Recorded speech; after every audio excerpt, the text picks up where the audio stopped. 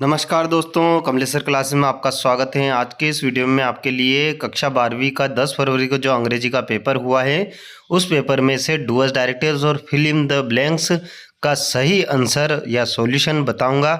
आपने उसको किया है तो आपके कितने नंबर आ रहे हैं और पूरा पेपर जो आपका अंग्रेजी का कैसा गया है, कितने नंबर आपको उसमें आ सकते हैं, ये आप कमेंट में ज़रूर लिखिएगा। तो चलते हैं डू एज डायरेक्टेड और फिल इन द ब्लैंक्स को सॉल्व करते हैं। पूरी प्रक्रिया कैसे, उसमें कौन सा उत्तर सही रहेगा।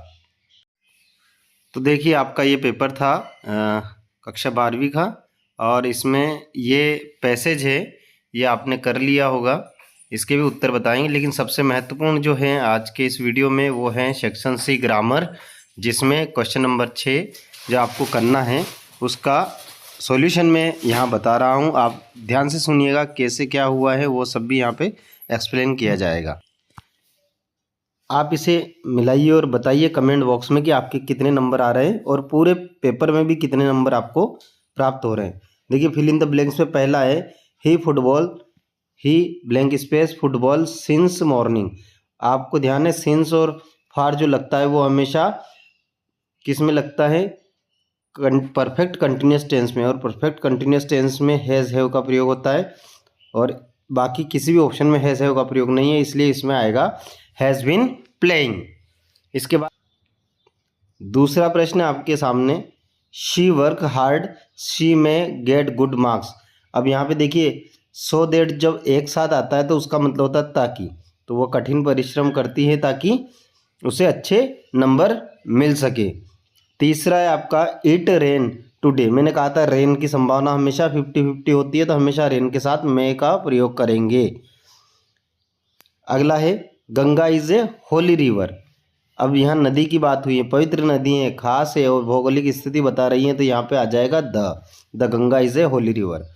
अगला है the principal is the office. Principal office के अंदर है, तो यहाँ पे इन आ जाए क्योंकि उनकी पोजीशन बताई गई है कि वो कहाँ पर है। अगला है सोन इज सुपेरियर टू। अब यहाँ पे देन का प्रयोग नहीं करना है।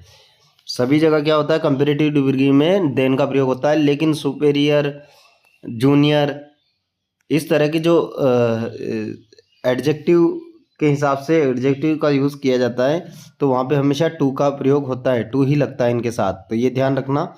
नेक्स्ट है आपका the class was making noise. The class was, तो एक ही क्लास की बात है, लेकिन पूरी क्लास के लिए कहना है कि पूरी क्लास शोर मचा रही है, तो होल आ जाएगा, द होल क्लास। और आपको ध्यान रखना है, कई अधिकतर जगह द होल आता है, आल के बाद द आता है, लेकिन द के बाद होल आता है, तो या ऐसे भी याद रख सकते हैं आप। नेक्स्ट है डू एज डायरेक्टेड। इसमें थोड़ा सा ज़्यादा ध्यान रखें, विशेषकर इसमें आपकी कुछ गलतियां हो सकती है, तो ध्यान रखें। एस सुन एस को हटाएंगे, इसकी जगह क्या लिखेंगे, नो सुनर। पहले तो नो सुनर लिख देंगे, फिर यहाँ पे शा लिखा है, एस है डब्ल्यू पास्ट टेंस का, तो हम कैसे बनाएंगे, नो सुनर के बाद लिखेंगे did, no sooner did the students, no sooner did the students. सा की जगह क्या हो जाएगा, सी, और उसके बाद द टीचर, फिर दूसरे सेंटेंस से पहले देन का प्रयोग करेंगे, then they become silent, became silent, तो इसका उत्तर क्या हो जाएगा,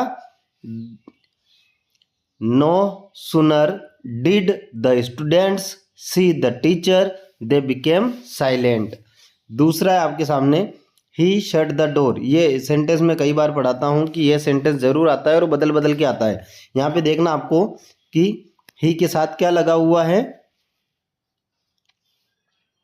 ही के साथ क्या लगा हुआ है, शट, वर्ब की second form.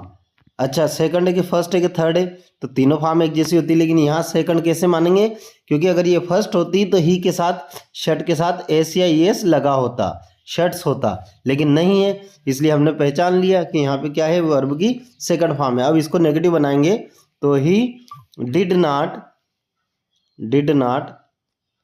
He did not shut, अब ये फर्स्ट फॉर्म होगी शट द विंडो, तो he did not shut the window.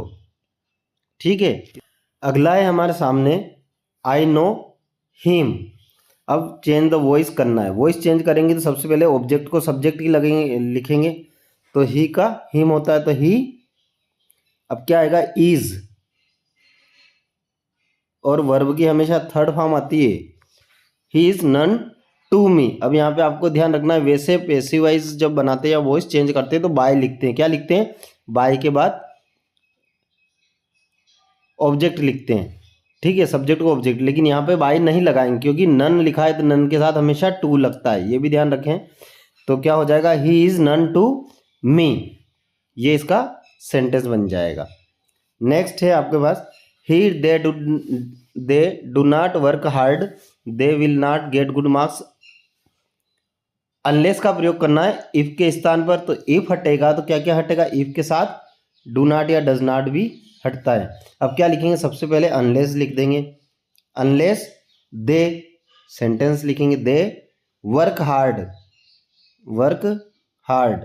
आप सेंटेंस को देखते जाइए और इसके बाद कामा लगा के आगे लिखेंगे, they will not get good marks. तो सेंटेंस क्या हो जाएगा पूरा, unless they work hard they will not get good marks. Next है, they found a ladder it was dragged from its place. Relative clause का प्रयोग करना है, तो यहाँ पे किसकी बात हो रही, लेडर की, तो यहाँ लगाएंगे विच। कैसे लिखेंगे, दे फाउंड ए लेडर और विच लिख देंगे, विच और इट नहीं लगेगा, विच वाज और पूरा सेंटेंस ऐसा कैसे ही आ जाएगा, ड्रैग्ड फ्रॉम इट्स प्लेस, ठीक है। तो क्या करना है इस सेंटेंस में, सिर्फ क्या होगा, दे फाउंड ए लेडर और इट हटाकर इसकी जगह विच लिख देंगे, बाकी पूरा सेंटेंस ऐसा कैसा ही लिखेंगे, बस इतना ही करना था और ये आपका सेंटेंस बन जाता। नेक्स्ट है, Urmila is very strong she can do everything. अब यहाँ आपने गलती की होगी, इसमें आप ध्यान रखिएगा, यहाँ जरूर गलती की होगी आपने, जितना सरल सोचा होगा उतना सरल नहीं है। कैसे, combine the sentence into simple sentence using too का प्रयोग करना है।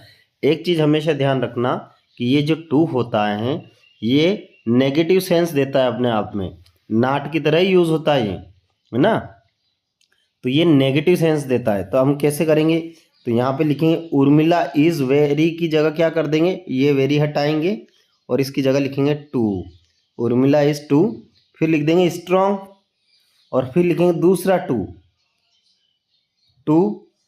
फिर नॉट डू, नॉट लगाएंगे, not do everything.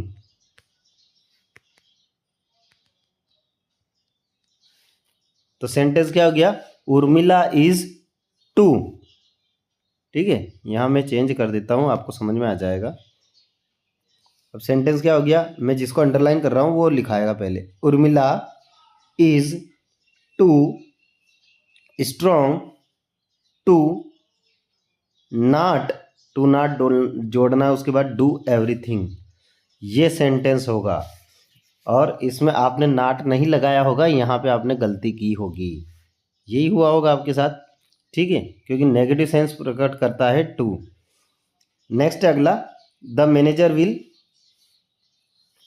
Go to Mumbai on Monday. Past simple tense करना, पास्ट सिंपल टेंस तो द मैनेजर तो यही रहेगा, द मैनेजर, विल हट जाएगा, पास्ट सिंपल में क्या होता है, सीधे वर्ब की सेकंड फॉर्म। तो द मैनेजर और गो जो वर्ब हैं, गो का क्या हो जाएगा, went, the manager went to Mumbai on Monday, ये पूरा ऐसे ही हो जाएगा। सिर्फ क्या करना है आपको, वेंट टू लगाना है, वेंट लगाना है, सीधे याद रखना आपको कि पास्ट टेंस बनाना है, द मैनेजर, विल हट जाएगा, इसकी जगह वेंट लग जाएगा, विल गो हटेगा, went to Mumbai on Monday. इस तरह से आपका जो है ये 5 और 5 10 नंबर की ग्रामर मैंने यहाँ पे हल करवा दी है। अब आपको इन 10 नंबर में से कितने नंबर आ रहे हैं वो आप कमेंट बॉक्स में ज़रूर लिखिएगा। वीडियो पसंद आए तो वीडियो को लाइक कीजिएगा, शेयर कीजिएगा। मिलते हैं अगले वीडियो में, तब तक के लिए नमस्कार।